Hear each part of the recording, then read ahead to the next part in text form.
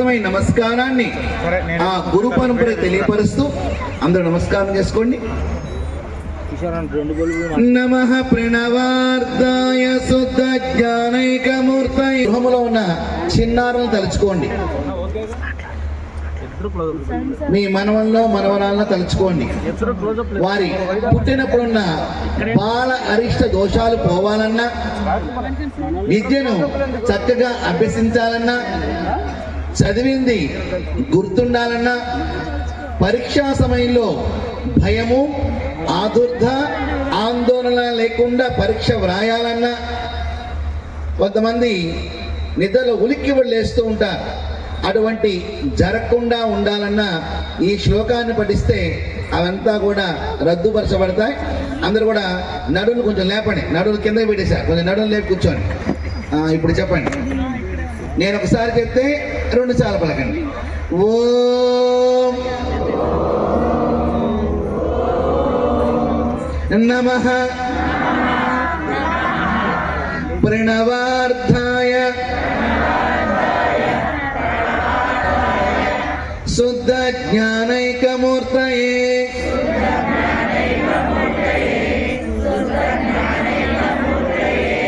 నిర్మలాయ ప్రశాంతాయ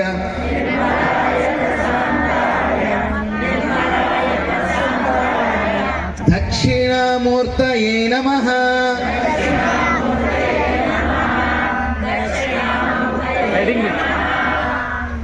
అసలు రాష్ట్రీయ స్వయం సేవక్ సంఘ్ అంటే ఏమిటి అనేది మీ అందరికీ అర్థమయ్యేది చెప్తా. మొట్టమొదటి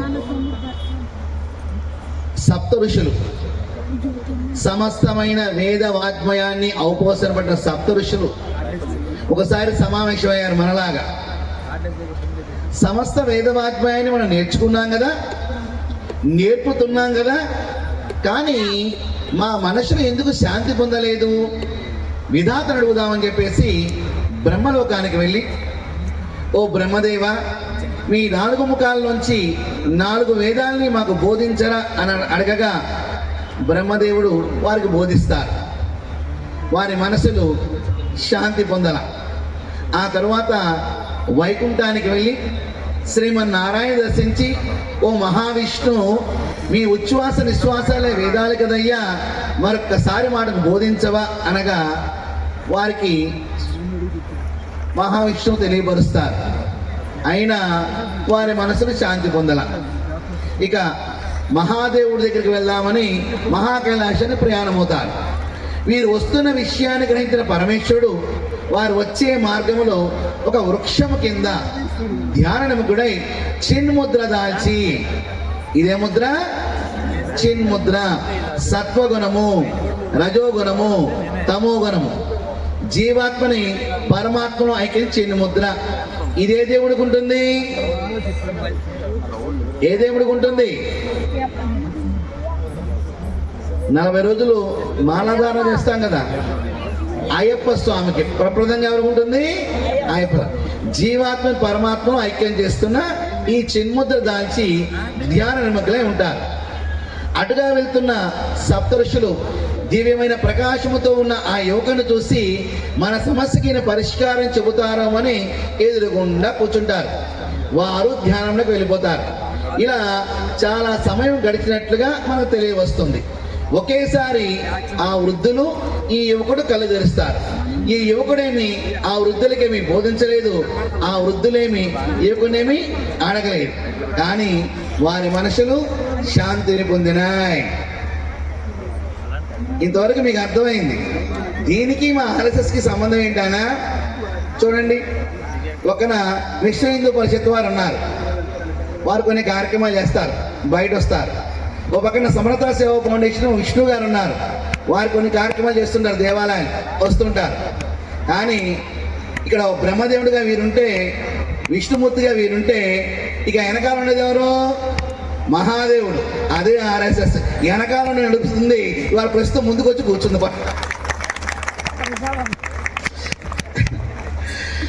రాష్ట్రీయ స్వయం సేవక్ సంఘ్ ఈ రోజున నేను హిందువుణ్ణి, నేను భారతీయుని, నా ధర్మ పరిరక్షణ నేను ఉన్నాను అని చెప్పుకొని ఈ ధర్మంలో, ఈ దేశంలో, ఈ ప్రాంతంలో ఇక్కడ ఇలా మనం ఉండగలిగామంటే దానికి కారణము రాష్ట్రీయ స్వయం సేవక్ సంఘ్.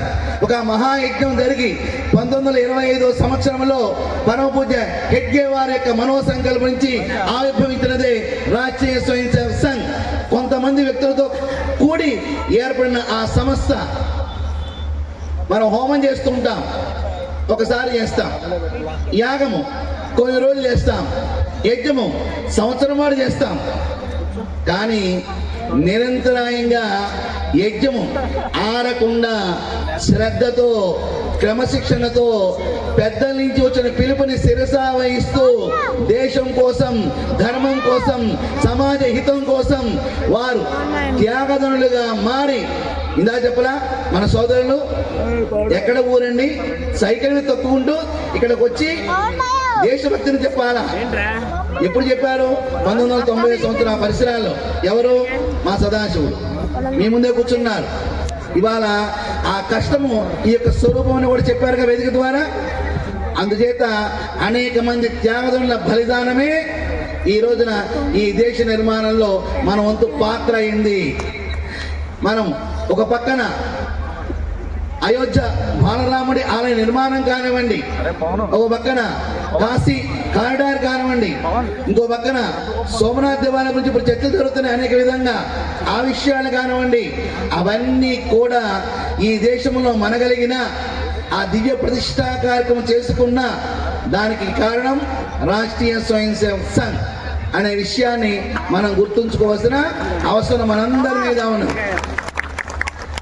ఇదే 2014 ముందు 2014 ముందు తిరుపతిలో హీరా ఇస్లామిక్ యూనివర్సిటీ స్టార్ట్ చేశారు. 14 ముందు మీలాగా నా వెనకాల మా తల్లులు ఉన్నారుగా, అలాగే ఒక తల్లి ఆ ముస్లిం యువతి కుట్టు మిషన్ నేర్పించింది. ఒక 20 మందికి వారికి ఇచ్చేసింది. సంవత్సరం ఉన్నానే అరబీ స్కూల్ పెట్టారు. 2వ సంవత్సరం అరబిక్ కాలేజీ పెట్టారు. 5వ సంవత్సరం అరబిక్ యూనివర్సిటీ పెట్టేశారు. మనము ఇప్పుడు ఇంత పెద్ద కార్యక్రమం చేయడానికి సమాజంలో ఎంతోమంది పెద్దలు, వదాన్యులు, మన గ్రామాలను మహానుభావులు తలా చేయి వేస్తే ఈ కార్యక్రమం స్వరూపమైంది. అవును కదా? కానీ హిందువుల ఆరాధ్య దైవమైన సనాతన భారత హైందవ ధర్మంలో కలియుగంలో శ్రీ వెంకటేశ్వర స్వామి వైభవాన్ని తగ్గించడానికి, అక్కడ వచ్చిన భక్తుల యొక్క మనోభావాల్ని నిలువున చీల్చడానికి ప్రపంచవ్యాప్తముగా ఆ యూనివర్సిటీ నడుపుతున్న ఆ హీరా బెహన్ అనే ఆమెకు వచ్చిన డబ్బు 700 కోట్లు. ఎన్ని కోట్లు? 700 కోట్లు. ఇవాళ ఈ కార్యక్రమం జరగాలంటే ఎవరింత ఇస్తారో చూస్తాం. నేను ఉంటున్న గ్రామంలో ఒక దేవాలయం ఉత్సవాలు జరగాలంటే పాంప్లెట్లు మీరేపిస్తారా అండి, ప్రసాదం మీరు పెడతారా అండి అని అడుగుతున్నాం. కానీ ఈ ధర్మం మీద దాడి చేయడానికి ప్రపంచం వ్యాప్తం వచ్చి డబ్బు ఎంత? ఒక్క తిరుపతి చోటే 700 కోట్లు. మా రాష్ట్రీయ స్వయం సేవక్ సంఘ్ అనుమతి తీసుకున్నాం, వెళ్ళి ఉద్యమం చేశాం. అప్పుడున్న ప్రభుత్వాన్ని తెలియపరిచాం. ఇక్కడ జరుగుతున్న ఇవి హిందువుల్ని ఊచకొత్త కొయ్యాలి. వాళ్ళు నేర్పుతుందని తెలుపుతున్నారు, హిందువుల్ని ఊచకొత్త కొయ్యాలి, హిందువులంతా కాఫీర్లు అని నేర్పుతుంటే ఆ రికార్డులు అప్పుడు 2014 పూర్వం ఉన్న గవర్నమెంట్కి పంపించాం. వారు పట్టించుకోవాలా. ఆ తర్వాత ఏదైతే ఎర్రకోట మీద కాషాయ జెండా రెపరెపలాడిందో, తన వైభవాన్ని చూపించుకుందో ఆ ప్రభుత్వానికి పంపించాం. ఎమ్మటే ఆమెను అరెస్ట్ చేశారు. ఎంత డబ్బులు అరెస్ట్ చేసేసారా? 50,000 కోట్ల మనీ లాండరింగ్ లో పట్టుబడింది ఆమె. ఇప్పుడు జైల్లోనే ఉంది. ఎన్ని కోట్లు? ఒక ఆడ కూతురు. అంటే వారికి మత పిచ్చి అంత బలంగా ఉంది. మత పిచ్చి అంత బలంగా ఉంది. వాళ్ళ యొక్క ఎన్నిక, వారి వ్యూహ రచన సంవత్సరాల తరబడి 100 సంవత్సరాల ప్రణాళిక వేసుకుంటారు వాళ్ళు. మీకు అందరికి మనకు తెలియదు. 100 సంవత్సరాల ప్రణాళిక. అమాయకంగా వస్తారు, మన పక్కనే కూర్చుంటారు. ఈ చోటు ఎవరా అంటారు, ఎక్కడి నుంచి మొదలెడతారు. దాష్టికాల వ్యవహారం అవుతాయి. 20 సంవత్సరాల కల్లా వారి ప్రాంతము, ఆ దేశం వారి సొంతమైపోద్ది. ఇలాగా ప్రపంచ వ్యాప్తంగా అనేక దేశాల్లో వారు ఈ విధంగానే పాదుకొలిపారు. 196 దేశాలు, 730 కోట్ల జనాభా, 6,500 భాషలు, 4,200 మతాలు, 7 ఖండాలు, 7 సముద్రాలు, అన్ని దేశాల్లో అన్ని మతాలున్నా, మత ప్రవక్తలున్నా, కానీ ఈ భారతదేశంలో మాత్రమే భగవంతుడు పుట్టి ఆడి పాడిన దేశం ఏంటంటే నా భారతదేశం మాత్రమే. కృతయుగం హిరణ్యకశిపుడు, హిరణ్యాక్షుడు. త్రేతాయుగం కంస జరాసంధులు. మనం చదువుకున్నా విన్నాం. రాక్షసులు ఇంత బలంగా ఉంటారు, ఇంత ఎత్తుగా ఉంటారు, ఈ కూరలు ఉంటాయి, ఈ కొమ్ములు ఉంటాయి అని మనం చదువుకున్నాం, పెద్దల నుంచి కూడా తెలుసుకున్నాం. కానీ ఇవాళ రాక్షసులు రూపంలో, కొంతమంది ఇంటి దొంగల రూపంలో, ఇక్కడ కొంచెం అండర్లైన్ చేసుకోండి, ఇప్పుడు ప్రస్తుతం ఇబ్బంది అదే ఉంది. ఇంటి దొంగల రూపంలో మనతో పాటు గోతులతో ముందు ఉంటాడు. ఇంటి దొంగల రూపంలో రాక్షసులు ఆ విధంగా ఉంటారు. అందుకని 2014 పూర్వం జరిగిన విషయం చెప్తాను. ఇల్లు తగలబడిపోతుంది, ఇంట్లో సామాన్లు సర్దుకొని ప్రారంభించాడు. పక్క ఇంటివాడు సూర్యకళ అంటుకుంది, చూద్దాంలేండి అంటున్నాడు. ఆ పక్క ఇంటివాడు నేను దూరంగా ఉన్నానండి, నాకేమీ కాదండి అంటున్నాడు. ఇక పక్క సందుల వాడు అబ్బా ఆ ఇంటికి బోల్డ్ చరిత్ర ఉందండి, ఏం అవదలేండి అంటున్నాడు. కానీ తగలబడే ఇంటిని ఎవరు ఆర్పే పరిస్థితులు లేరు. ఎవరు ఆర్పాలి? యజమాని పారిపోతున్నాడు. 2014 పూర్వం హిందూ ధర్మం అక్కడి నుంచి ఒక అడుగు వేసుకుంటూ, ఒక మెట్టు ఎక్కుకుంటూ ఇవాళ ప్రపంచంలోనే భారతదేశం వైపు చూడాలంటే వాడికి ప్యాంటులు ఉచ్చపడాల్సిందే. ఈ దేశం కన్నెత్తి చూడాలన్నా సరే. ఎందుకు?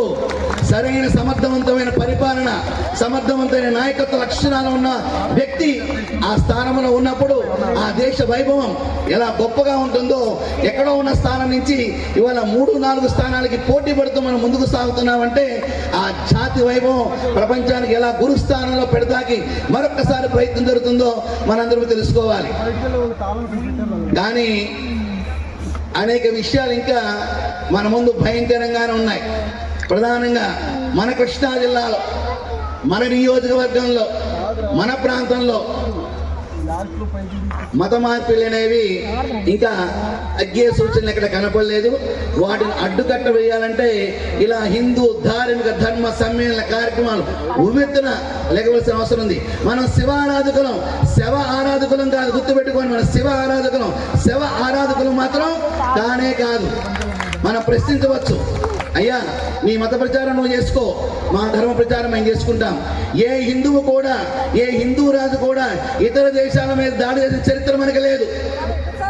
ఏ హిందువు కూడా ఇంకో రాజ్యం మీద మనం కొట్టుకులాడుకున్నాం, కానీ వేరే వారి మీద ఎప్పుడు దాడి చేయాల. అలాంటప్పుడు మా మతాన్ని ఎలా కించపరుస్తారు, మా దేవీ దేవతను ఎలా కించపరుస్తారు అని ఖచ్చితంగా పర్మిషన్ లేని మత మార్పిళ్ళు కానివ్వండి, పర్మిషన్ లేని చర్చలు కానివ్వండి, పర్మిషన్ లేని మసీదులు కానివ్వండి, ఖచ్చితంగా ఉండే అవకాశం కలగజేసుకోకూడదు. ఎలా అయితే ప్రతి ఒక్కరు కూడా మన దేవాలయం కోసం ఎంత కష్టపడుతున్నామో ఆ దేవాలయ సంరక్షణ కోసం కూడా అంత కష్టపడాల్సిన బాధ్యత మనందరి మీద ఉన్న విషయాన్ని మనం గ్రహించాలి. దీనితో పాటు కూడా మహిళా మూర్తులు ప్రథమ స్థానం మాతృమూర్తులే. మన దేశానికి స్వాతంత్రం వచ్చింది కానీ ఇంకా స్వరాజ్యం రాల. స్వాతంత్రం వచ్చింది, స్వరాజ్యం రాల. సెక్యులర్ పదాన్ని తొలగించినప్పుడు, ఖచ్చితంగా ఇది హిందూ రాష్ట్రమే అని డిక్లేర్ చేసినప్పుడు అప్పుడు కదా తర్వాత తరాల వారికి ఒక మంచి భారతదేశాన్ని ఇచ్చినట్లుగా మనందరం భావన చేసుకోవాలి.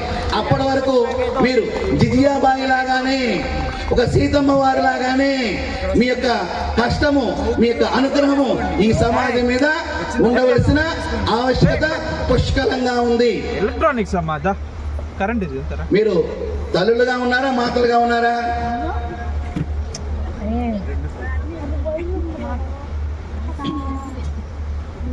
ఇంటికి వెళ్ళి అటు అత్తమామలను ఇటు తల్లిదండ్రులను చక్కగా చూసుకుంటూ భర్తకి సుఖాన్ని సౌఖ్యాన్ని అందించి ఆ వంశానికి ఒక వంశాపురాన్ని కనియించి ఆ ఆలనాపాలన చూసే ఆ మాతృమూర్తిని తల్లి అంటాం.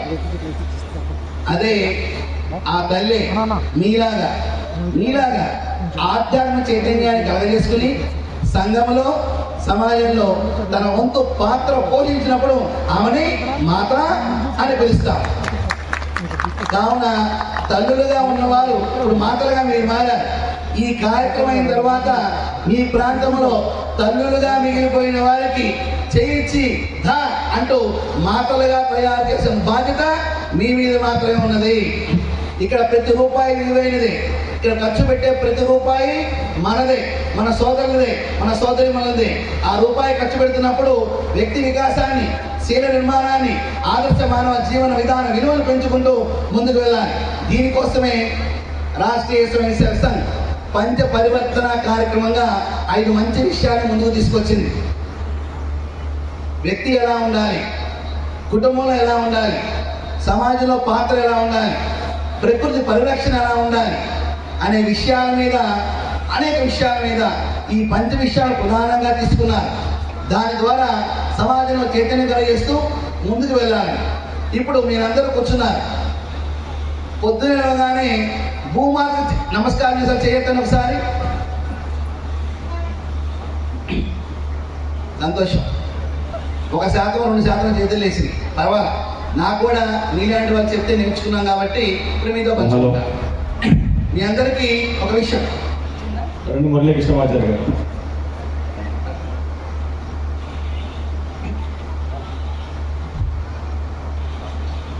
స్వామి ఇచ్చారా?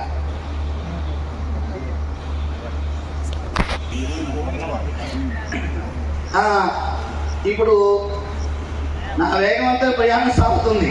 సరే, నేను ఒక చిన్న ప్రశ్న వేస్తా. తక్కువ సమాధానం చెప్పాలి. వచ్చినప్పుడు తొందరలో వచ్చి నేను వాళ్ళ ఇంటికి వస్తాను, తొందరలో మళ్ళీ వచ్చి నేను వాళ్ళ ఇంటికి వస్తాను, వాళ్ళ ఇంటికి వస్తాను. నాకు తక్కువ సమాధానం రావాలి. ఈ పామరు మండలంలో మన పామరు మండలంలో ఉన్న దేవాలయ సంఖ్య ఎంత?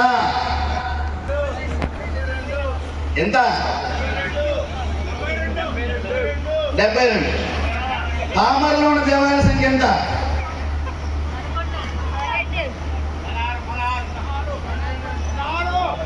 ఇక్కడ 11 అన్నారు, అక్కడ 16 అన్నారు. పర్వాలేదు, 16, 11 మంచిదే.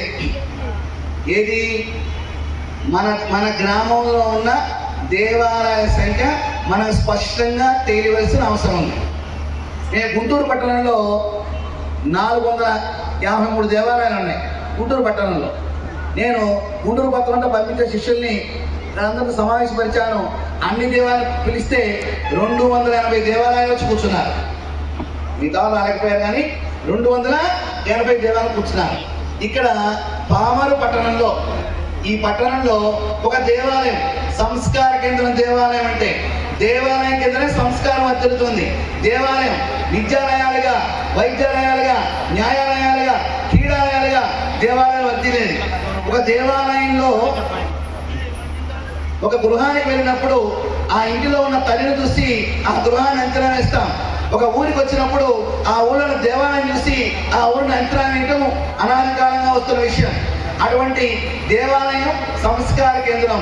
ఒక దేవాలయంలో కార్యక్రమాలు జరుగుతున్నప్పుడు ఆ కమిటీ వారు కానివ్వండి, అక్కడ ఉన్న అర్చక స్వామి వారు కానివ్వండి, ఈ గ్రామంలో ఉన్న మిగతా దేవాలయాల దగ్గరికి వెళ్ళి వారిని అందరినీ పిలవలసిన అవసరం ఉందా? జరుగుతుందా? జరుగుతుందా? లేదు. కాబట్టి చెట్టు ఆతమ నీళ్ళు పోస్తే ఉపయోగం లేదు, చెట్టు మొదట్లో నీళ్ళు పోస్తే చిటారు గమ్మకెళ్తాయి. కాబట్టి ఈ క్షణం నుంచి, ఈ రోజు నుంచి ముందు మనం ఉన్న గ్రామంలో, మనం ఉన్న పట్టణంలో, ఒక హిందూ దేవాలయంలో పరస్పరము వారు సహకరించుకుంటూ ముందుకు వెళ్ళినప్పుడు మాత్రమే సంఘటిత శక్తి ఐకమత్యంగా ముందుకు సాగుతుంది. నిజంగా వారు చెప్పినట్టుగా 16 దేవాలయాలు అనుకుందాం. ఇక మండలంలో 72 ఆలయాలు, అవునా? 72 ఆలయాలు. ఒక ఆలయానికి 20 మంది, సుమారు 15-20 మంది కమిటీ మెంబర్లు ఉంటారు. 72 దేవాలయాలు, 72 × 20 ఎంతమంది అయ్యారు? 1400 మంది. ఒక పిలిపిస్తే 14 మంది కమిటీ మెంబర్ ఇక్కడ వచ్చి కూర్చునే వాళ్ళు. అవునా కాదా? అవునా కాదా? ఆ వెనకాల ఖాళీ ఉండేదే ఇంకా ఉన్నా. కాబట్టి ఈ మార్పు కోసమే హిందూ సమ్మేళనాలు, ఈ మార్పు కోసం హిందూ సమ్మేళనం ఇప్పుడు చేసే కార్యక్రమం. ఒక పిలిపిస్తే సమాజం నుంచి రావాలి. నాకు పెద్దనేమి క్షేత్రం చూపించాను అడగండి. ఒక ఫోన్ కాల్ వచ్చేనా లేదా? ఒక ఫోన్ కాల్ వచ్చా కదా, అదే ఫోన్ కాల్ మీ దేవాలయానికి వస్తే మీరు వచ్చేయాలి. అలాగే రెండో విషయం, దేవాలయం కేంద్రం కానీ దేవాలయంలో కమిటీ వాళ్ళు చక్కగా దేవాలయం అభివృద్ధి చేస్తారు. స్వామివారికో అమ్మవారికో వెండి ఆభరణాలు బంగారు ఆభరణాలు చేస్తూ ఉంటారు. నేను దేవాలయ చైర్మన్గా ఉన్నా, సంతోషం. వెండి కిరీటం పెట్టారు అంతకుముందు ఆయన. నాకు కోరిక కలిగింది, నేనున్న హైంలో ఈ 2 సంవత్సరాలు 3 సంవత్సరాలు 5 సంవత్సరాల్లోనే బంగారు కిరీటం పెట్టాలనుకున్నా. ఎమ్మటే ఒక బ్యాంక్ వస్తుంది, గ్రామ బంగారం ఇస్తే ఎంత పుణ్యం వస్తుంది, పావు కిలో ఇస్తే ఎంత పుణ్యం వస్తుంది, కిలో ఇస్తే ఎంత పుణ్యం వస్తుంది అంటే పుణ్యాన్ని గ్రామంలో ఎక్కడ కొలిచేస్తాం. మనదేమన్నా దిక్కుమాల మతాలు నెత్తి మీద చేస్తే ప్రార్థన చేస్తే మొత్తం పాపాలు పోతాయి, పొద్దున పాపం చేసుకోవడానికి సనాతన భారత హైందవ ధర్మంలో నా దేవీ దేవతల గొప్ప వైభవాన్ని చరిత్రని ప్రతి క్షణము కూడా ఇతిహాసాల రూపంలో, వేదాల రూపంలో, పురాణాల రూపంలో, గ్రామీణ గాథల రూపంలో మనం వింటూనే ఉన్నాం, మనం మెరుగుతూనే ఉన్నాం, మనం ఎదుగుతూనే ఉన్నాం. కావున ఇటువంటి ఆర్భాటాలకు పోవద్దు. ఎమ్మడి కేజీ బంగారం పెట్టి బయట ఒక గురకాలు పెట్టుకోవాలి కాపలా కోసం. ఇవి అక్కర్లా. దేవాలయ కేంద్రంగా మనం ఆ దేవాలయం కేంద్రంగా సమాజం కోసం పనిచేయాలి. ఆ దేవాలయం ఒక ఉత్సవం జరుగుతుంది, 1 లక్ష రూపాయలు ఖర్చు పెడదాం అనుకున్నారు, తప్పకుండా ఖర్చు పెట్టుకోండి, మీ ఇష్టం, మీ కమిటీ ఇష్టం, అందరూ ఆహ్వానిస్తారు. దానిలో 10,000 రూపాయల ధనాన్ని పక్కన పెట్టండి.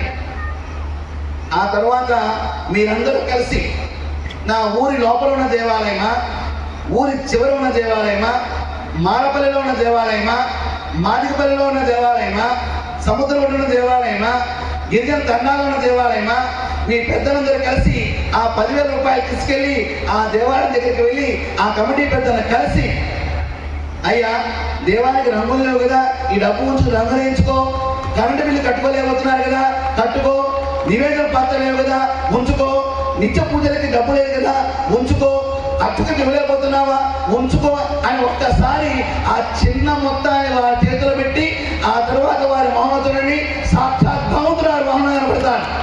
అతను ఒకటే అనుకుంటాడు, ధర్మం బతికే ఉందిరా అంటాడు. ఏమంటాడు? ధర్మం బతికే ఉన్నది. వారు పెద్ద దేవాలయం నుంచి ఎదుర్కొంటూ వచ్చి నా దగ్గరికి వచ్చారా అంటే దేవుడు ఒకటే కదా, మేము మానవులు ఒకటే కదా, పరస్పరం సహకరించుకున్నామనే భావన వస్తుంది. ఇంకా అస్పృశ్యత ఉండదా, అంటరాంతరం ఉండదా, ఏదీ లేదు. సమసమాజ స్థాపన నిర్మాణమే ముందుకు సాగుతున్న వ్యవస్థ. కావున దేవాలయం ఆ కేంద్రంగా ఎన్ని మార్పులు చేసుకోవాలన్నా, ఎన్ని చేయాలన్నా కూడా అది. ఇక మూడో విషయం, ఇక దేవాలయాన్ని సుందరంగా కట్టేస్తాం, కానీ అర్చక స్వామివారికి మాత్రం 8,000 ఇమ్మంటారా? ప్లేట్ కలెక్షన్ వస్తుంది కదండి, 10,000 తీసుకుంటారా అంటాం. మనం మాత్రం ఇక్కడ మాత్రం బోళ్ళు ఆర్భాటాలు చేసేస్తాం. ముందు దేవాలయ నిర్మాణంతో పాటు నిర్వహణ అనేది చాలా ముఖ్యమైన ఘట్టము. ఈ విషయాన్ని శ్రద్ధ వహించాలి. ఇవాళ మన పిల్లల్ని స్కూల్లో చేర్చాలంటే 3 నుంచి 5,000 రూపాయలు నెలకు ఖర్చు అవుతుంటే అర్చక స్వామికి 8,000 10,000 ఇస్తే తను ఎలా కష్టపడాలి, ఎక్కడికి తెచ్చుకోవాలి? అప్పుడు అతను ఏం చేస్తారు తెలుసా? ఇప్పుడు మీరు నేను వెళ్ళాం, పాప ఆయన చటారు పెడతారు, ఎమ్మడే ఒక 5,000 పెట్టామనుకోండి, పాప ఆయన ఏం చేస్తారు? దేవుడు అష్టోత్తరంతో పాటు నా అష్టోత్తరం మీ అష్టోత్తరం చదవాలి. ఆయన దేవుడు మళ్ళీ దండ తీసేసి మీ మెడలో వేయాలి. మీకు సంతృప్తి పడాలి. చూసారా, దేవుడు దండ నా మెడలో పడిందని సంతృప్తి పడాలి. ఈ డబ్బు తీసుకెళ్తే ఇక్కడ భార్య వంట చేస్తుంది, లేకపోతే ఎలా బ్రతకాలని ప్రశ్నిస్తుంది. దేవాలయంలో అర్చకులకి సమిష్టిగా సంపూర్ణంగా అవకాశాలు ఇస్తే మన యొక్క దేవాలయంలో ఒక అర్చకుడు మాత్రమే లోకా సంస్థ శుక్రభవంతు సర్వేదన శుక్రభవంతు కోరుకునేది ఆ సద్బ్రాహ్మణుడు మాత్రమే. ఆ ముల్లా లేదు, ఆ మౌలి లేదు, ఆ పాస్టర్ కాదు. వాడి స్వార్థం కోసం వాడు బతుకుతూ ఉంటాడు. నేనే బాగుండాలి, నా మతమే బాగుండాలి, నా చర్చే బాగుండాలి అంటాడు. కానీ మనం లోకా సంస్థ శుక్రం వంటి వేద వాక్యాన్ని పలికే గొప్ప అవకాశం నా దేవాలయ కేంద్రంగా సమాజానికి అందుతుంది. అటువంటి అర్చక స్వాములకి చక్కగా చూడాల్సిన బాధ్యత మనందరి మీద ఉంది. ఇక ప్రధాన దేవాలయం ఆర్థికంగా వనరులు ఉన్నాయి, ఎక్కువగా ఉన్నాయి. అప్పుడేం చేయాలి?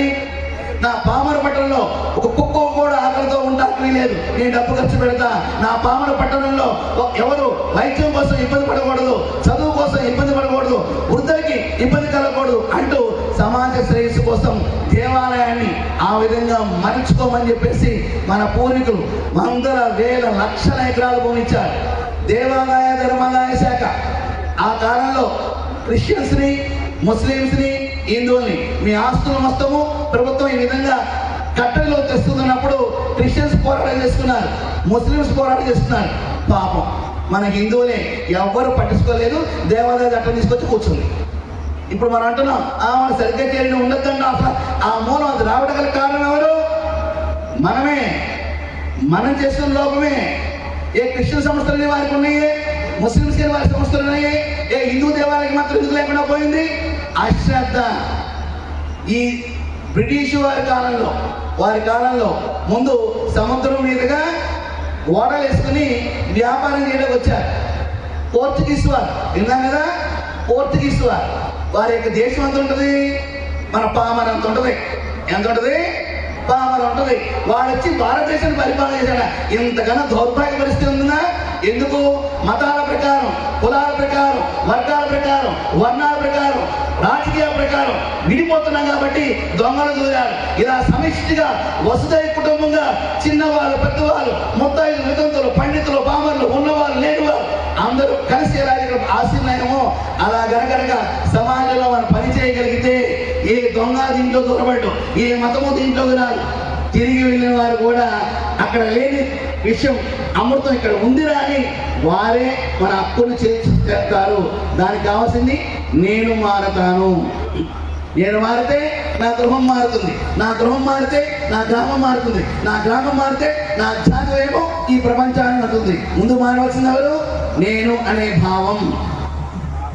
మీరందరూ కూడా హిందూ దేశవ్యాప్తంగా 1,00,000 ప్రాంతాలలో ఈ సమ్మేళన కార్యక్రమాలు జరుగుతున్నాయి. అత్యంత వైభవపేతంగా సమయం అయిపోయినా సరే ఇంకా చేస్తామని ఉత్సాహాన్ని చూపుతున్నారు. ఇది చాలా సంతోషం. నేను కూడా ఒక చిన్న పిల్లవాడిగా మొట్టమొదటిగా 29 సంవత్సరాలు దాటి 30 సంవత్సరాలు అవుతుంది. 30 సంవత్సరాల క్రితం చిన్న బజరంగ దళ్ కార్యకర్తగా నేను ఈ ధర్మంలో ప్రవేశించాను. నిరంతరాయంగా చేసుకుంటూ ఆ పెద్దలు మన ఊరికే కాషాయం నుంచి మీరు నాకు నమస్కారం పెడుతున్నారు. వీళ్ళందరూ కాషాయం నుంచి మహానుభావులు ఇక్కడ కూర్చున్న మామూలుగా సామాన్యులు కాదు, దేశం కోసం త్యాగంగా మారిన మహానుభావులు అటుపక్క ఇటు పక్క ఉన్నారు. అదే అన్న, ఒక పక్కనేమో విష్ణుమూర్తి ఉన్నారండి, ఒక పక్కన సదాశివుడు ఉన్నారండి. మాకు ఇంతకన్నా కావాల్సిందే ఉందని నాకు ఇందాక సరదా కూడా అన్నాను. కావున అటువంటి బలం మన కోసం సిద్ధంగా ఉన్నది. సమయదానాన్ని చేయండి, మంచి విషయాన్ని అవగాహన చేసుకోండి, పెద్దలు చెప్పిన విషయాన్ని పరిపాలన చేయండి. ఒకసారి పార్వతీదేవి పరమేశ్వరుని అడుగుతుంది, నాగా మీరు కాశీ క్షేత్రానికి గొప్ప వరాన్ని ఇచ్చారు కదా, మణికాయన ఘాట్లో స్నానం చేస్తే వారు పునీతులైపోతారని చెప్పారు కదా, మోక్షకామం అవుతారన్నారు కదా, మరి ప్రతిరోజు వందల వేల లక్షల మంది స్నానం చేస్తున్నారు, ఇంతమంది మోక్షకామం అయిపోతే సృష్టి కార్యక్రమం తేడా వస్తుంది కదా. మంచి ప్రశ్న వేసాదేవి. ఈ కలియుగంలో మానవులందరికీ ఇది అవసరమైన విషయం అని చెప్పేసి ఆ పరమేశ్వరుడు పార్వతీదేవి తీసుకుని కాశీ క్షేత్రానికి వచ్చి మణికర్ణిక గారి దగ్గర ఒక మురికి గుండను సృష్టిస్తారు. తాను పుష్టివ్యాధిగ్రస్తుగా మారి మురికి గుండలో ప్రవేశిస్తారు. ఇక అమ్మ పార్వతీదేవి సామాన్యమైన నేతదేవిని ధరించి, అయ్యో నా భర్త మురికోపంలో కూలిపోతున్నారు, మీరు వచ్చి సహకారం అందించండి, చెయ్యి అందించండి అని ఆక్రమణ చేస్తూ ఉంటుంది. అటుగా గంగలో స్నానం చేస్తున్న వాళ్ళు అటు వస్తూ ఉంటారు, చూస్తారు విషయాన్ని. వెంబడే ఆ మాయలు కూడా పరమేశ్వరుడు చేయందిస్తారు. అప్పుడు ఆయన అంటాడు, అయ్యా నువ్వేమైనా పాపాలు చేశావా, గుర్తు తెచ్చుకుని చేశానని అంటాడు. అయితే నన్ను పైకి లాగితే నా పుష్పాలు నీకు వచ్చేస్తుంది అంటాడు. అమ్మో అని అందరూ వెళ్ళిపోతుంటారు. ఇంతలో మా విష్ణు పరిషత్ నాయకులు ఉన్నారు కదా, ఇలాంటి ఆయన గవ్వకులు వచ్చి పైకి లాగేస్తారు. ఏమయ్యా నువ్వేం పాపాలు చేయలేదా? చేశానండి. మరి ఎలా లాగావు నాకు నన్ను? ఇప్పుడే కదండి గంగలో స్నానం చేసి వదిలించుకున్నాను కదండి, అందుకనే లాగలిగానండి అంటారు. అంటే పెద్దల మాటని తను విన్నాడు, గంగలో స్నానం పాపాలు పోతాయని కాబట్టి లాగలిగాడు. అందుకని పెద్దల మాట ఏమన్నారు? పెద్దల మూట. మన వాళ్ళు మహానుభావులు వారు ఇచ్చిన మార్గదర్శనం వదలకుండా గట్టిగా పట్టుకుంటే ఆ గృహము కానీ, ఆ యొక్క ప్రాంతము కానీ, ఆ వ్యక్తి కానీ ధన్యుడిగా మారతాడు. కావున మీ అందరూ కూడా నేను చెప్పిన విషయాల్లో మంచి విషయాలు ఉంటే మీ నచ్చని తీసుకుని మరొకసారి మనందరం కలిసి ముందుకు సాగాం. లోకా సంస్థ శుక్రవంతు సర్వేజన శుక్రవంతు. భారత్ మాతాకు సనాతన ధర్మకి, వేద భూమికి, తపో భూమికి, సిద్ధ భూమికి, యోగ భూమికి, జ్ఞాన భూమికి, కర్మ భూమికి, దైవ భూమికి, ధర్మ భూమికి, సత్య భూమికి, గో మాతాకి, గాయత్రి మాతాకి, గంగా మాతాకి. జై శ్రీరామ్, జై శ్రీరామ్, జై శ్రీరామ్. హర హర హర హర హర హర ఏడుకొండల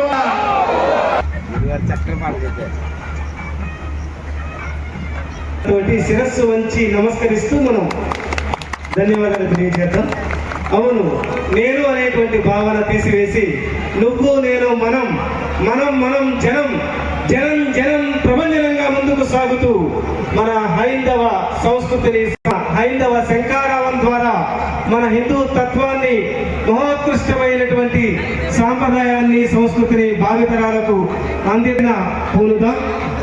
హిందూ సమ్మేళనం పామరు మండల హైందవ శంకారావం ద్వారా చాలా చక్కటి ఆధ్యాత్మిక పీఠాధిపతులుగా 500కు పైగా శైవ క్షేత్రాలను నిర్మించి ఆధ్యాత్మిక పరిమళాలు విడుదలతో ఉన్నటువంటి శ్రీ శివస్వామి వారికి మనమందరం కూడా శిరస్సు వంచి ప్రణమిల్లుతూ వారు చెప్పారు.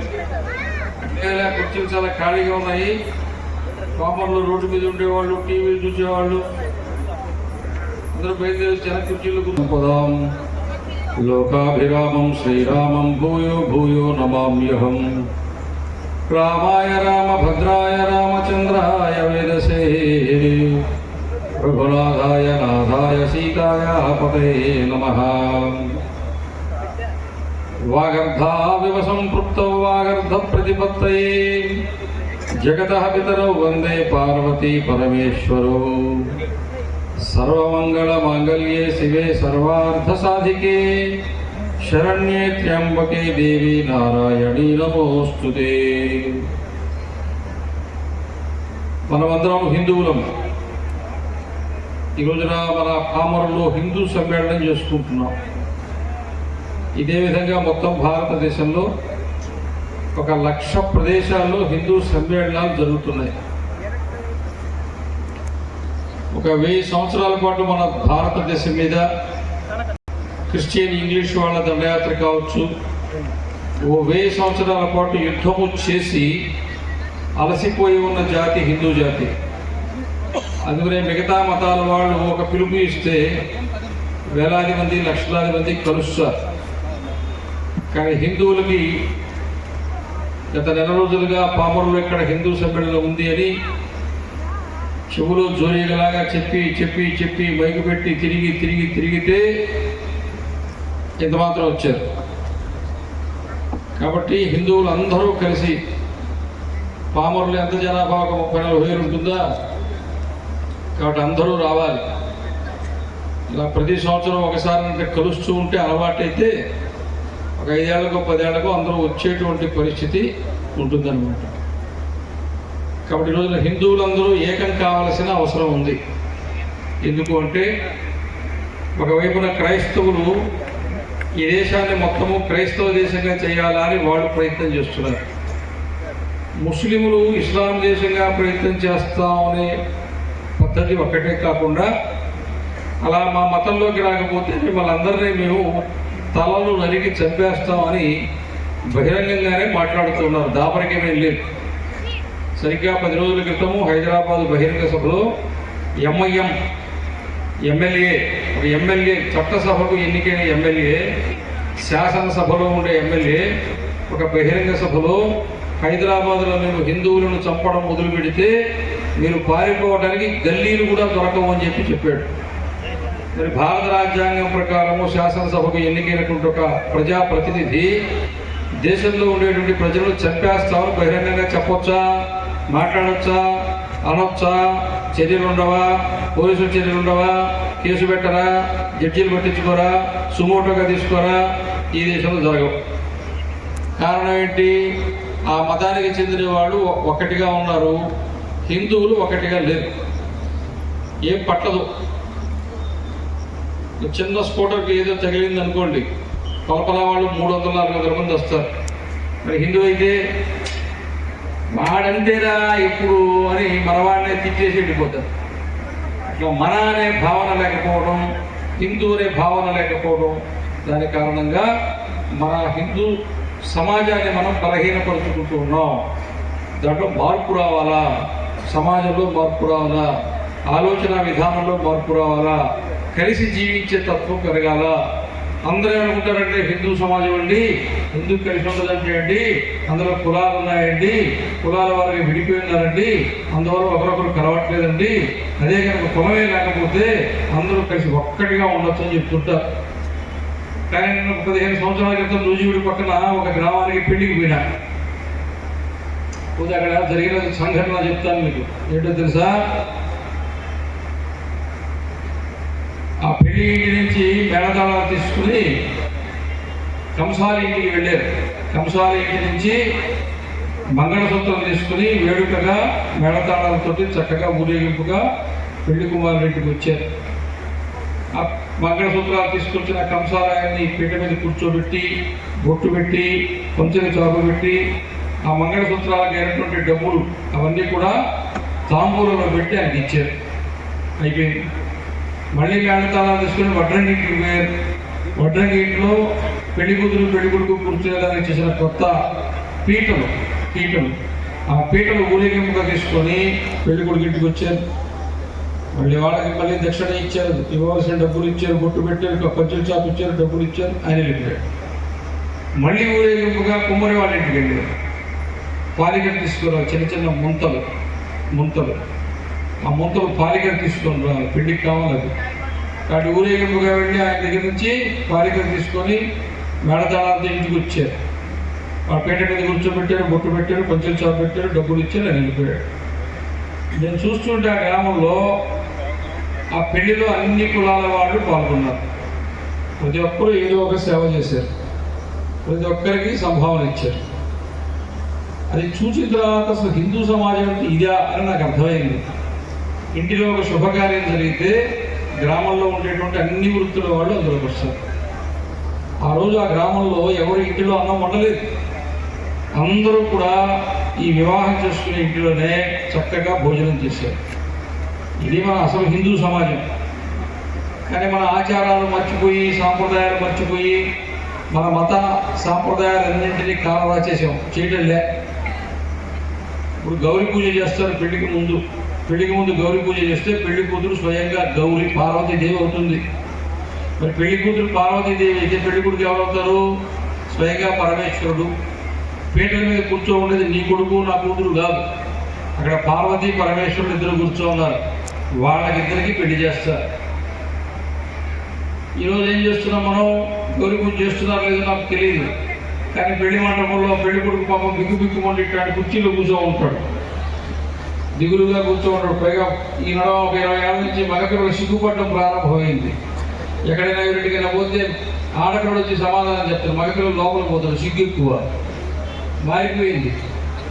అందువల్ల ఆ పిల్ల ఏం చేస్తుందో తెలుసా, పెళ్ళప్పుడు ఏం చేస్తుందో తెలుసా, అంటే ఈ పక్క అందరూ బంధువులు కూర్చో ఉంటారు. ఆ ద్వారం దగ్గర నుంచి బుల్లెట్ బండికి పోతా, పలసర బండికి పోతా డ్యాన్స్ చేసుకుంటూ వస్తుంది. పాపం ఈ పెళ్లి కొడుకు బయట కూర్చో ఉంటాడు. ఈ పెళ్లికి వస్తున్నదే బయట బుల్లెట్ బండి పెట్టుకోందా, ఎందుకు ఉంటుందా పోతుందా తెలియదు. చేయొచ్చా? పెళ్లి కూతురు డ్యాన్స్ చేయొచ్చా? మరి ఎందుకు ఏమిస్తున్నారు? పెళ్లి కూతురుని ఒక్కరినే ఏమైనా విమర్శిస్తారేమో అని పెళ్లి కూతురు అమ్మ కూడా డ్యాన్స్ చేస్తున్నారు. వీపురాలు డ్యాన్స్ చేస్తుంటే ఏమన్నా అనుకుంటుందేమో అని పెళ్లి కొడుకు అమ్మ కూడా డ్యాన్స్ చేస్తుంది. పెళ్లి కొడుకు అప్పుడే బిక్కు కూర్చొని ఉంటాడు. ఈ పిల్ల ఈ రోజు డ్యాన్స్ చేసుకుంటూ వస్తున్నది, ఈ జీవితంలో తిరిగి ఇది ఆఖరి డ్యాన్సు, రేపటి నుంచి ఇది నన్ను జీవితాంతం డ్యాన్స్ చేపిస్తుంది, తైతక్క నన్ను ఆడిపిస్తుంది, భయపడుతూ బిక్కు బిక్కుమంటుంది. అవునా కాదా? అవునా కాదా? అవునైతే చప్పట్లు కొట్టండి, కాదైతే ఎదురుగా ఉన్న ఇప్పుడు బాగా కొట్టండి. అర్థమైందా? మనము హిందువులం. పామరులో చిన్నప్పుడు మీరు అందరూ ఊళ్ళో ఆడుకున్నారు లేదా? వీధిలో ఆడుకున్నారు లేదా? చిన్నప్పుడు కోతి కొమ్మచ్చి ఆడుకున్నారు లేదా? కబడ్డీ ఆడుకున్నారు లేదా? ఆడుకున్నారు లేదా? ఆడుకున్నారా? అప్పుడు జన్మభూమి లేదు, సిమెంట్ రోడ్డు లేవు, మట్టి రోడ్లు ఉండేవి. ఆడుతూ సాయంత్రం పూట కాళ్ళకి పాదం ముందు పెట్టారు, దాని ఇసుక పోసారు, ఇలా తట్టారు, గూడు కట్టారు, పాదం తీశారు, చక్కగా చేశారు, పువ్వు పెట్టారు. ఇది దేవాలయం అని చెప్పి దండం పెట్టుకున్నారు లేదా? పెట్టుకున్నారు లేదా? చెప్పండి. కార్యక్రమం అయిపోయిన తర్వాత భోజనం ఉంది, వేడివేడిగా తినేసిపోతురు. ఈ లోపల నేను అడిగిన దానికి సమాధానం చెప్పండి. ఎక్కువ వలిస్తే ఎక్కువ ఆకలి అవుతుంది, ఎక్కువ ఆకలి అయితే అంతకంటే ఎక్కువ గిట్టుబాటు అవుతుంది. అవునా కాదా? అందువల్ల చెప్పాలా, చిన్నప్పుడు ఆడుకునేటప్పుడు ఆ ఇసుకతో గూడు కడతాం మనం, దాని మీద పువ్వు పెట్టి ఇది దేవాలయం దండం పెట్టావా లేదా? ఎవరో చెప్పారా? మీ అమ్మ నాన్న చెప్పారా కట్టమని? మీ ఉపాధ్యాయులు చెప్పారా? మీ పక్కింటోడు చెప్పారా? మీ రూపుడు కూడా చెప్పారా? ఎవరు చెప్తే కట్టారా? ఎవరో చెప్పకనే ఊహ తెలుస్తూనే ఎదుగుతూనే మనిషికి అంటే హిందువుకి మొట్టమొదటి కట్టేదే దేవాలయము. దేవుడు అనే స్పృహ హిందువుకి పుట్టుకతో ఉంటుంది, రక్తంలో ఉంటుంది, జీన్స్లో ఉంటుంది. దేవుడితో కలిసే మనం పుడతాం. హిందువులకు దేవుడు రక్తంలో ఉంటాడు, శరీరంలో ఉంటాడు, మనసులో ఉంటాడు, ఆత్మలో ఉంటాడు, అంతరాత్మలో ఉంటాడు, లోతుల్లో ఉంటాడు. దేవుడిని కలిగి మనం పుడతాం. అదే వేరే మతాల వాళ్ళైతే దేవుడు లోపల కాదు బయట ఉంటాడు. హిందువులకు దేవుడు ఇన్బిల్ట్, వాళ్ళకి అవుట్ సోర్సింగ్. అర్థమైనా కాలేదా? అయిందా? అర్థమైనప్పుడల్లా చప్పట్లు కొట్టండి. వదిలే చలిగా ఉంది, చలి ఎక్కువైపోతే పోయకూడదువా అన్నమాట. అది కాకుండా కూర్చోవాలంటే మధ్య మధ్యలో అర్థమైనా కాకపోయినా అవసరంలో లేకపోయినా చప్పట్లు కొడుతూ ఉండండి.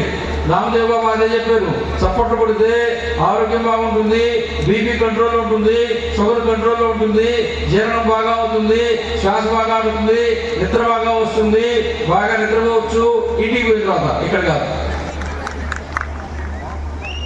అందువల్ల జన్మతః దేవుడిని కలిగి పుట్టినవాడే హిందువు. మనమెవరని అందరు చెప్పాలా? పెద్దగా చెప్పాలా? గట్టిగా చెప్పాలా? బిగ్గరగా చెప్పాలా? గాండ్రించి చెప్పాలా? గర్జించి చెప్పాలా? కేకలేసి చెప్పాలా? మనమంతా ఎవరని?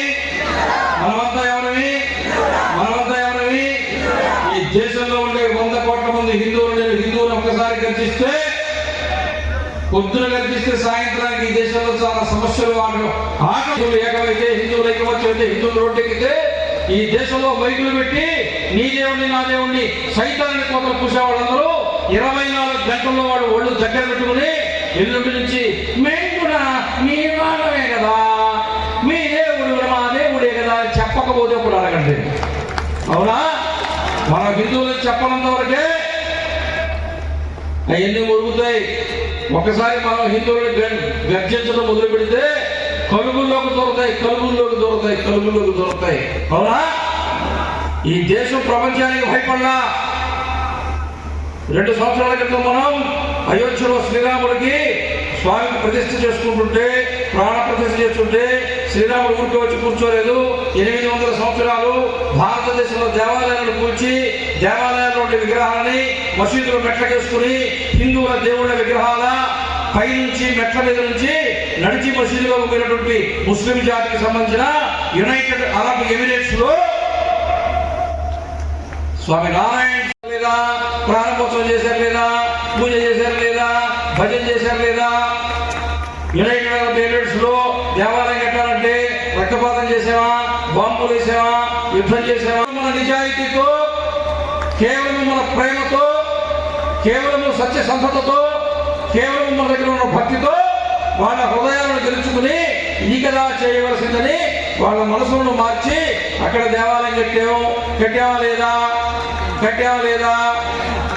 లేదా, మార్పు చేసావా లేదా, ప్రపంచాన్ని మారుస్తున్నావా లేదా? మనం పోయి ప్రచారం చేసావా? నడిపించు అడిగావా? రమ్మన్నావా? కూటానికి రమ్మన్నావా? గుడారానికి రమ్మన్నావా?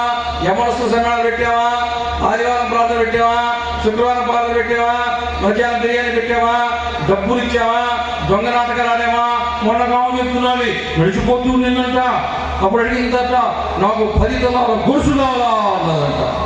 పడిపోయిందంట. ఇంకొక ఏటీఎం కూడా పోయిందంట. చూస్తే 2000 ఉండిందంట. నాకు 1,00,000 కావాలా అడిగిందంట. 1,47,000 వచ్చిందంట. ఎవరు చెప్తారు ఈ కథలో? ఎందుకు ఈ బతుకు? ఎందుకు ఈ అబద్ధం? ఇది ఒక మతమా? ఇది ఒక ఆచరణ? ఇది ఒక సిద్ధాంతమా? అంతా నీకే అసత్యమే. ఇటువంటి దానికి చూసి భారతదేశం మీద మీరు రుద్దుతారా? రుద్దాలా? అవసరమా? అడగనా వద్దా? అడగడం లేదా? హిందూ సమాజం లేచి నిలబడాలా? ఏ దేవుడైనా ఒకటే, ఏ దేవుడైనా ఒకటి కాదు. నా దేవుడిని పూజించకపోతే నువ్వు నరకానికి పోతావని చెప్పే దేవుడు ఏ పేరుతోనైనా పోలుస్తారా? పోల్చొచ్చునా? నాకు దరిదాపులు ఎక్కడే ఉన్నావా? లేదే, ఇంకా ఇలాగే ఉన్నావా? అమెరికాలో అంతా హిందూ మతం పెరుగుతూ ఉంటే, యూరోప్లో పెరుగుతుంటే, రష్యాలో పెరుగుతుంటే, ఇంగ్లాండ్లో పెరుగుతుంటే, ఆఫ్రికాలో పెరుగుతుంటే, ఆస్ట్రేలియాలో పెరుగుతుంటే, జపాన్లో పెరుగుతుంటే, ప్రపంచంలో అన్ని దేశాల్లో హిందూ మతం పెరుగుతూ పోతున్నది. అమెరికా లాంటి దేశాల్లో చర్చిలను వేలం పాట వేస్తే వేలంలో కొనుక్కున్నటువంటి ప్రవాస భారతీయులు ఆ చర్చిలను దేవాలయాలుగా మారుస్తున్నారా లేదా? మారుస్తున్నారా లేదా?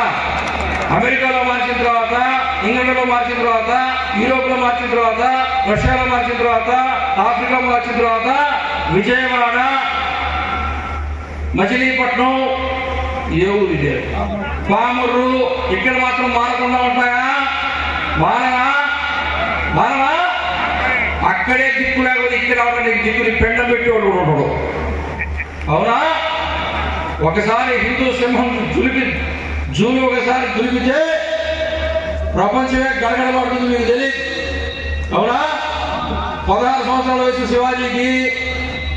ఛత్రపతి శివాజీ వయసు ఎంత? 16 ఏళ్ళు. ఔరంగజేబు వయసు ఎంత? 50 ఏళ్ళు. శివాజీ సైన్యం ఎంత? 300. ఔరంగజేబు సైన్యం ఎంత? 15 లక్షలు. యుద్ధం చేస్తే ఎవరు గెలవాలా? ఎవరైనా చెప్తారు ఔరంగజేబుని కాదు. శివాజీ గెలిచాడు. 16 సంవత్సరాల వయసులో గెలిచాడు. స్వర్ణదుర్గం మీద ఆకుపచ్చ జెండాను దించాడు. కాషాయ పతాకాన్ని ఎక్కించాడు. హిందూ పద పాదశాహి అని చెప్పి ఛత్రపతిగా శివాజీ ఎక్కాడు.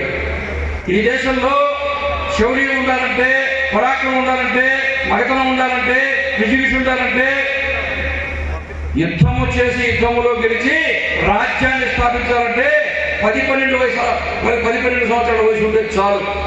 గురు గోవింద్ సింగ్ చిత్తూరుకు 10వ గురువు. 10వ గురువుగా ఎంత వయసులో వచ్చాడు తెలుసా? 9 సంవత్సరాలు.